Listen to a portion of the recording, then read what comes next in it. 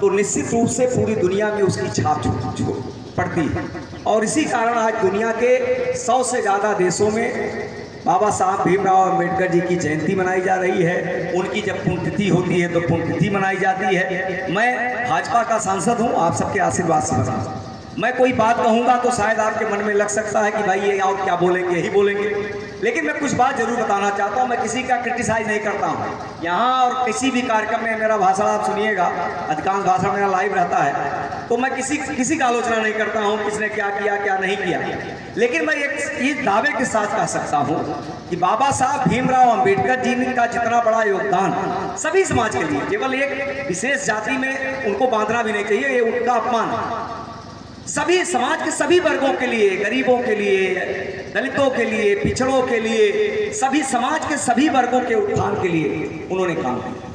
लेकिन जितना उन्होंने काम किया, जितना उनको सम्मान मिलना चाहिए था, शायद इसकी समीक्षा आप करिए और पढ़िए लिखिए, इसको पढ़ने लिखने वाले आप लोग, शायद उनको नहीं मिल पाया। लेकिन जब हमारे देश के प्रधानमंत्री आदरणीय नरेंद्र मोदी जी बने, उन्होंने संकल्प लिया कि बाबा साहब भीमराव अंबेडकर के जीवन से जुड़े हुए जो स्थान हैं उनको हम पंच तीर्थ के रूप में डेवलप करें। और कहा नहीं, डेवलप कर दिया। उनकी जन्मभूमि जहाँ थी, उनकी कर्मभूमि जहाँ थी, वो जहाँ रहते थे, जहाँ पर कोई आंदोलन उन्होंने किया।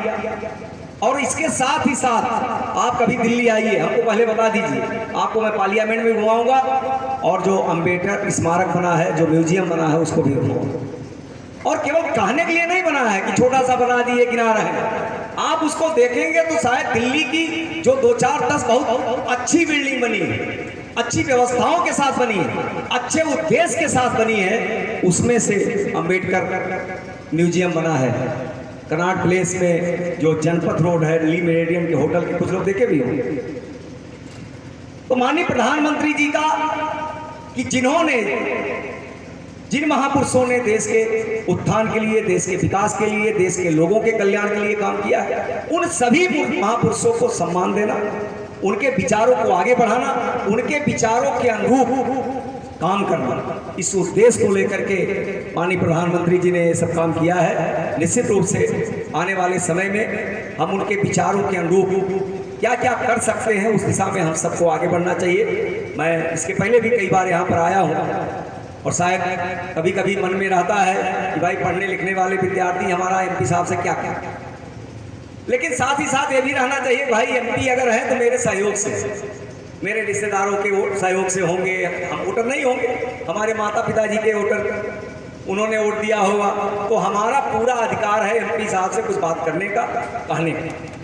तो संकोच न करिए, कभी कोई आवश्यकता आपको पड़ती है, आप आएंगे, हमसे 4 काम कहेंगे, हो सकता है 1 काम हो, 2 काम हो, 3 काम, चारों नहीं हो सकता, लेकिन आना चाहिए। मिलते हैं कुछ आपके छात्रावास के नौजवान मित्र, हमसे मिलते हैं, लेकिन कभी भी कुछ आइए, मैं आपको यहाँ पर क्या आवश्यकता क्या नहीं, मैं बहुत ज़्यादा जानता नहीं हूँ, समय समय पर जो भी हो सकता है प्रयास करता हूँ। लेकिन अगर कोई ऐसी आवश्यकता आपको महसूस होती है, जो लड़कों के माने आप सबके छात्र छात्राएँ यहाँ पर हैं, आपको दैनिक दिनचर्या में जो उपयोगिता आपको नजर आती है, ऐसा कुछ आप हमसे कहेंगे तो निश्चित रूप से मैं प्रयास करूंगा। एक मैंने बस्ती के बच्चों के लिए, विद्यार्थियों के लिए, खासकर मैंने भाइयों बहनों सबके लिए एक बहुत शानदार पुस्तकालय बनाया है। पंडित दीनदयाल उपाध्याय जी के नाम से वो पुस्तकालय है। कभी आप समय निकाल के उस पुस्तकालय में घूमिए। अभी जितनी सुविधाएं हो सकती है शायद उतनी से नहीं है, क्योंकि समय लगेगा। अभी लगभग 8-9 महीने से वो चल रहा है, 4 साल उसको बनने में लग गए, लेकिन शायद देश में इतना बड़ा पुस्तकालय कहीं पर नहीं है। उस पुस्तकालय को आप देखिए, गौरा चौराहे के बगल में वो पुस्तकालय सड़क से 700-800 मीटर पर है। लगभग 30,000 स्क्वायर फीट में बना है, 15,000 नीचे, 15,000 ऊपर। ऑनलाइन पढ़ने की व्यवस्था है, पुस्तकें भी उपलब्ध हैं। अभी धीरे धीरे हो रहा, क्योंकि इतना बड़ा पुस्तकालय है, ये कई साल सारी व्यवस्थाएं नहीं हो सकती, उसको भी समाज से मांग करके ही करना है। पुस्तक की व्यवस्था, बिल्डिंग तो भारत सरकार ने बनवा दी, कंप्यूटर की व्यवस्था, अन्य तमाम सुविधाएं। तो मेरा उद्देश्य है कि हमारे बस्ती के जो विद्यार्थी हैं, शोध करना हुआ, कोई तैयारी करनी हुई, कोई अच्छी पुस्तक का अध्ययन करना हुआ, तो उनको लगता है कि बस्ती में कोई पुस्तकालय नहीं है, सरकारी एक पुस्तकालय बंद रहता है। तो इस उद्देश्य से मैंने वहाँ पर खोला है। मेरा उद्देश्य है आने वाले समय में, मैं कोई छोटे उद्देश्य के लिए काम भी नहीं करता, आने वाले समय को 2-4 साल, 5 साल, 7 साल भी लग सकता है, लेकिन मेरा उद्देश्य है कि राष्ट्रीय स्तर पर, जैसे हम कहते हैं कलकत्ता में जो राष्ट्रीय पुस्तकालय है उसकी चर्चा करें, वैसे आने वाले समय में मैं आपको विश्वास दिलाता हूँ, आप सब का सहयोग यही चाहिए कि आप वहाँ जाइए, पढ़िए। वह पुस्तकालय राष्ट्रीय स्तर का पुस्तकालय बस्ती में बनेगा। लोग कहेंगे जैसे कलकत्ता का पुस्तकालय है, इस उद्देश्य को लेकर के काम कर रहे हैं, हमारे बस्ती के छात्र छात्राओं के काम आए, वो भी पढ़ लिख करके विभिन्न प्रकार का अवसर उनको उपलब्ध हो। यही निवेदन करते हुए मैं आप सबका आभार व्यक्त करता हूँ कि आप सबने मुझे यहाँ पर आमंत्रित किया, 2 शब्द बोलने का अवसर दिया।